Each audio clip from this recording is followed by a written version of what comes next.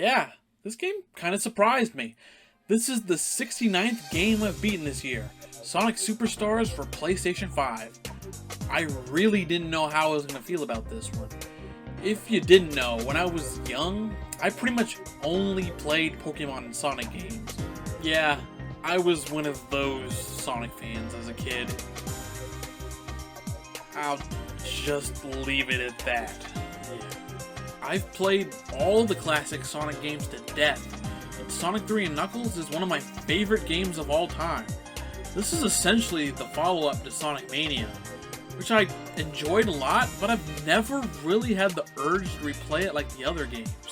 As someone who's played all the classic Genesis 2D platformers, yeah, I did enjoy this one. I found the levels in this game to be fun. The physics and controls felt pretty good to me, and I enjoyed playing as all the characters. I thought the level design was pretty faithful to the old games, with exploring to find optimal routes and some cool new gimmicks.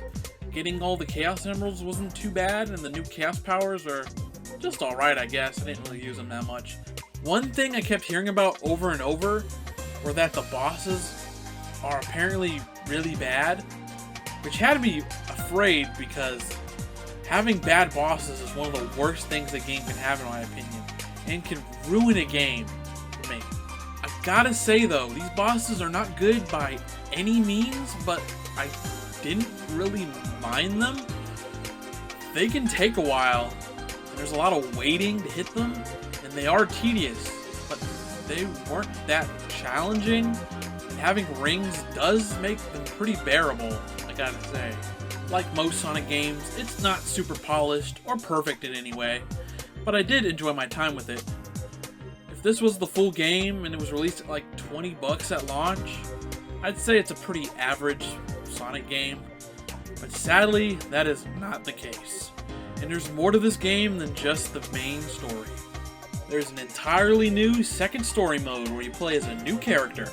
It's essentially a hard mode that has level design that's catered to their moveset. But basically they just put a bunch of spikes everywhere.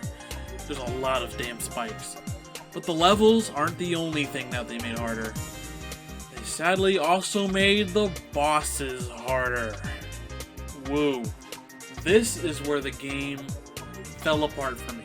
They were bad and tedious before, but now the bosses were unbearably bad. A lot of parts in this second story mode can be trivialized by, having all the Chaos Emeralds and going super, but when I couldn't use them for some of the boss fights, especially near the end of the game, those boss fights were game-ruiningly bad. I mean, awful. They were pretty much what I thought they were going to be in the main story mode. Just awful. Especially the final boss of the story. Oh my god, it was awful. I was nearly ready just to give up. It was so bad.